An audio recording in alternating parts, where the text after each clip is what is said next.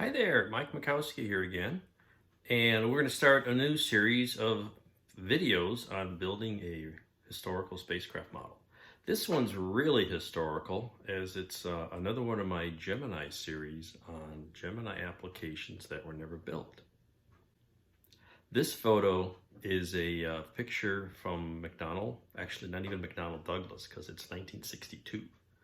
It's a model they built of what they call their expandable or modular space station based on Gemini. And this version is what they call a one-room space station, and they were going to launch it on a couple of Titans. And the idea was they could add on more modules and maybe make it up to two people or 4 people or more, depending on how many modules they added. The idea of the program was in the early 60s, NASA was looking at 12-person space stations. And they thought, well, we could do this easier and sooner and cheaper and maybe do a little preliminary risk reduction and a little research before we committed to a very big, expensive program. Of course, it never went anywhere, but they did some studies and there's a couple of reports out on it that I was able to find. And they made these little models. So I thought, well, this is one I missed when I did my series of Gemini applications. So I thought this doesn't look too complicated. So let's put this together. So with that, I've got a hold of another Gemini kit, the old Revell kit, with all the same usual problems, and let's take a look. This one I happened to get, it was already started assembly, so I did a little cleanup. You almost always have to fix some of these shingles around the RCS section because they're just not molded very sharply, or you have to putty mold to fill things. So I just take little strips of styrene, glue them on, and a little razor saw to make little indentations. And I got a little primer. I need to get some gray primer. All I had was a white primer. Try to see how that's going and clean that up. But that was already assembled when I got it. I had another one of Glenn Johnson's Real Space Models resin cast nose sections, and since this would be rendezvousing with a lab, I used the radar nose on this vehicle. So that's the capsule.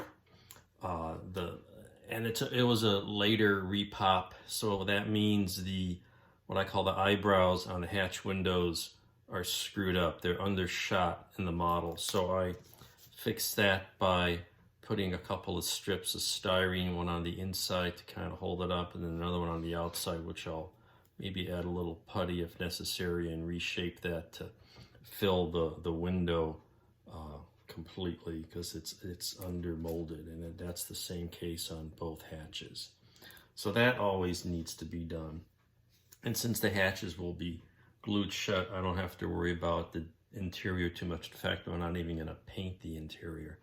I'll give the astronauts a quick coat of white. Maybe I'll paint their straps, a little flesh tone on the face, but you really can't see much inside those tiny little windows. And so this probably won't even get painted because you're just barely going to see anything in there. So that is, and here's a diagram. I had some reports from McDonnell, and it had enough information to take my drawings and adapt it.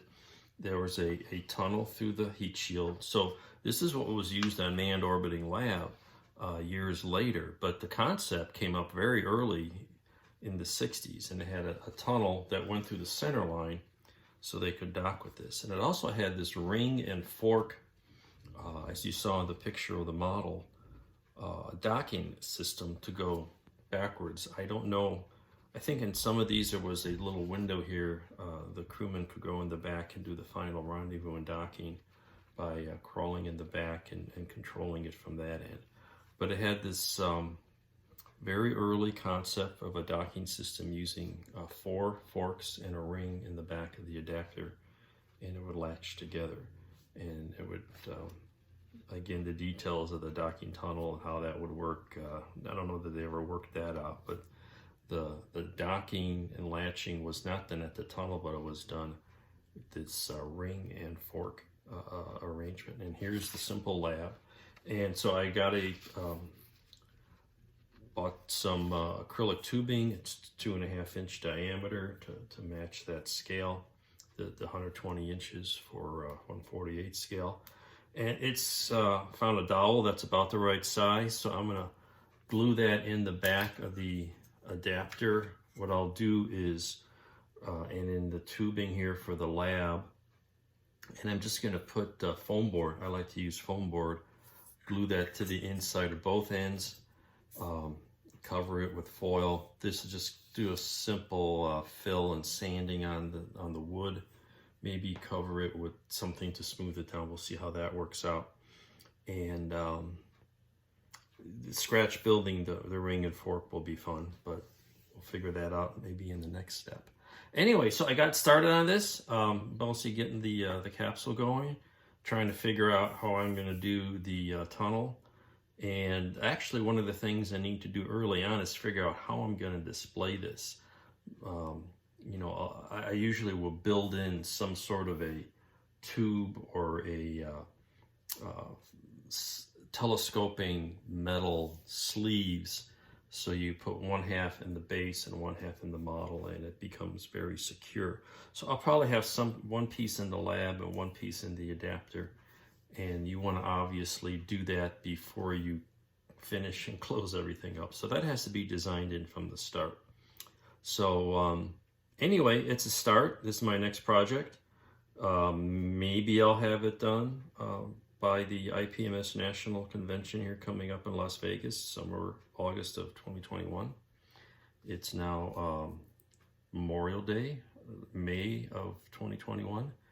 And I'll be out of town for a while, but I'll get this thing started, then I'll be back for a month, maybe get it finished and add to the collection that I plan to bring to the National Convention. So anyway, that's what's going on. Thanks for tuning in, and we'll see you soon. Bye now.